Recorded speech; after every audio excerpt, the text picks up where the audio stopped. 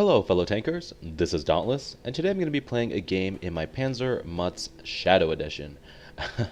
I've played a lot of games in this tank so far, and I still really don't like it. The DPM isn't that impressive, and the gun being German, you would expect it to be more accurate, but it's quite trolly, and I'm trying to figure out how to play it effectively, but you can't really brawl in it, and sniping doesn't really work very well just because the gun just shoots everywhere.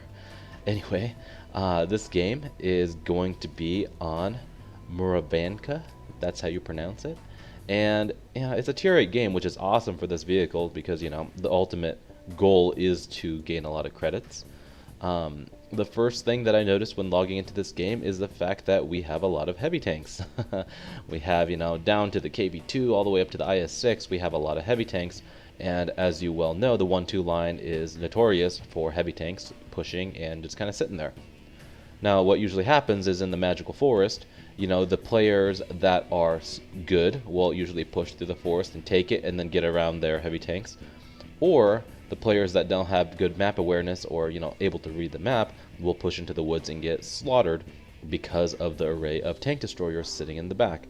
Now, again, tank destroyers do like to sit back in this, the AB area, but it is common for them to also sit back here, and what happens is you'll push ahead and you'll find yourself in this open area and suddenly you're just destroyed within seconds because of just all the tank destroyers that could potentially be camping all the way across here, and it also leaves you vulnerable to anything that might be sitting here. So when you push in the Magical Forest, it's important that you push around like this, getting lights on anything over here and then pushing around. But again, you need a good force to do this. You can't really go in solo, and map awareness is key in situations like this. So when I first came into this game, I realized, okay, crap, we have a lot of heavies, and our team isn't the greatest. They have a slight edge in terms of, better players. Vehicle-wise, they do have some heavy tanks, so what's going to happen is it's going to be kind of a stalemate, or our team is going to push and possibly win the 1-2 line, but depending on how long they take, the magical woods could be completely destroyed. Now I understand that if I push the magical woods in this paper vehicle, I'm probably going to get destroyed by their tank destroyers within a matter of seconds. Even if I'm able to successfully take this ridgeline here, if I try to push out, it's going to be game over, and we really don't have a lot of support. Well, that's how I presume it's going to be anyway. And we'll get this game started and I'll kind of show you what happens. So I usually do push the 8-9 line when I'm in a medium tank on this map. Even in a heavy tank, I feel like it's more of an advantageous position to take if you take the woods, just because you have good camouflage and you can effectively brawl up close, whereas if you push the 1-2 line, you're exposing yourself to arty, and it's just kind of trading shots, which I really don't like. So at this moment, I realize, okay, we literally have a Tiger 1, a T-37, an AC-4 experimental, and this other tank that's back here. What is he? A Rudy. Rudy is red, the AC is red, our Tiger is red, and our T-37 is orange. They're tier 6 tanks and one tier 7 tank. This is not a good situation, considering they have a lot of tank destroyers, and especially that Scorpion G, who's a decent player, is concerning because that Scorpion G has a devastating gun. You get hit for 490, it's going to mess up your day. And again, they have a Type 59, they have a Super Pershing, which is most likely going to be in the woods, and just whatnot, who knows. And they also have a good Leopard player that could be potentially lighting us up, which I'm actually trying to shoot at right now, which, again, horrible shot on my part, I didn't lead it at all.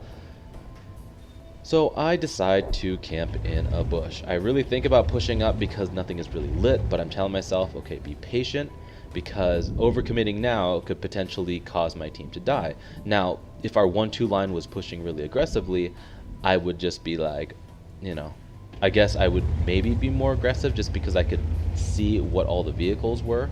But, I start actually driving forward thinking, okay, I need to do something because nothing's happening, and then more vehicles get lit and I realize I need to back off, because I don't need to get myself in a situation where it's 3 or 4 against 1 and I'm just completely out DPM'd. I'll get like 2 or 3 shots and then I'll die, and what good am I to the team if I'm dead? Sometimes playing defensively like this is the viable option, and I know a lot of players will call you gutless or as a player yesterday called me. He's like, "You're not Dauntless, you're Dumbness." Like, okay, thanks for the compliment. I don't even know. I tell you, tomatoes. But I decide to sit back and snipe. This Tiger is getting some lights for me, and I'm able to effectively get some shots down range.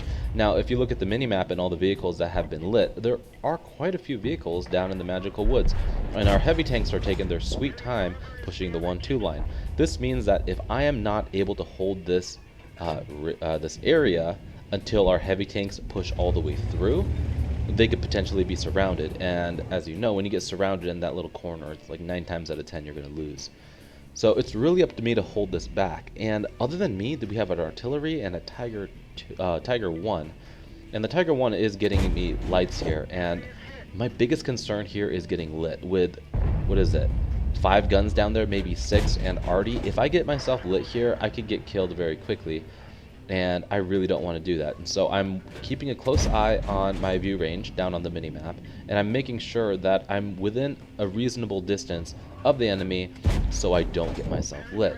And you'll notice here that this gun, it really is, you know, it's okay, but even at this distance, it's totally like, what the heck was that? Like the bullet just went into the ground. And then I notice this VK is pushing. So I do think about shooting the Type 59, but I prioritize the VK, and this is because he's getting rather close to me, and I back up a little more so I can double bush, and I'm trying to take him out because he's going to be able to light me at this distance if it wasn't for this bush. Now their good Scorpion G is pushing around. It looks like our team is still, you know, just doing nothing on the 1-2 line, and our arty dies. This 59 and Scorpion G are pushing around, and I am shooting through a bush, and so they're going to have an extremely hard time spotting me. I shoot, and I start moving because I think, okay, crap, they're getting a little close. There is a chance they're going to light me, and I need to get a little more distance. And so I do peek around, and unfortunately bounce to Type 59. Hit him in the upper plate, well angled, and I shoot him again. Critical hit. This gun, I swear, even at this close range with the high penetration it gets, it is very frustrating to use sometimes. I'm finally able to connect a shot into the Super Pershing and, you know, get some damage. I try to prioritize the Scorpion G just because he is much more of a threat, but unfortunately I completely miss him. I go for a shot on the Type 59, I completely miss him again. This gun is really frustrating at times. Imagine trying to hit weak spots on tier 10 vehicles with this, and you'll just pull your hair out. But I am able to finally sink another shot into the Type 59. Scorpion G makes himself present, and I'm able to put a nice shot into him and also track him and take him out of the game. That was an important kill. Now we are winning the north at this point, or I should say the west, but I really do want to secure these kills.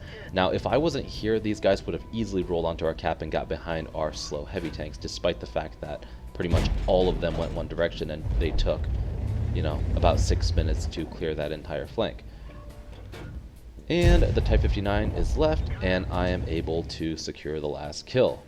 And, you know, it wasn't the most exciting game, but one interesting fact that I'll point out here, I don't know if you guys noticed or not, is my Sixth Sense never went off once. The entire game I was completely unlit, which is kind of a rare deal, especially when I was shooting as much as I was in a medium tank that doesn't really have the greatest camouflage values.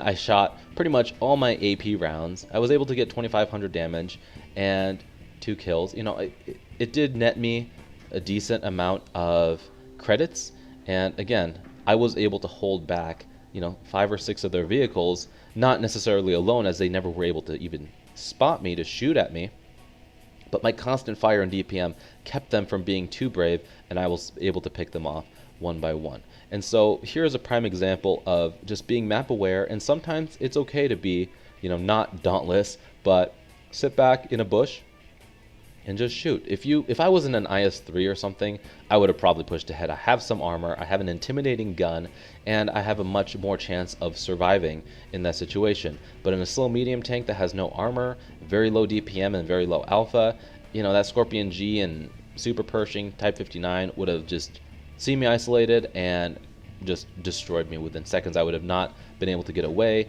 and at that point they would have been like, okay, there's nothing left over here, and they would have completely swept around the south, and I feel like we could have lost. Because I don't know if you guys noticed or not, but you know, we have this many players left, but it was actually pretty close for a while there.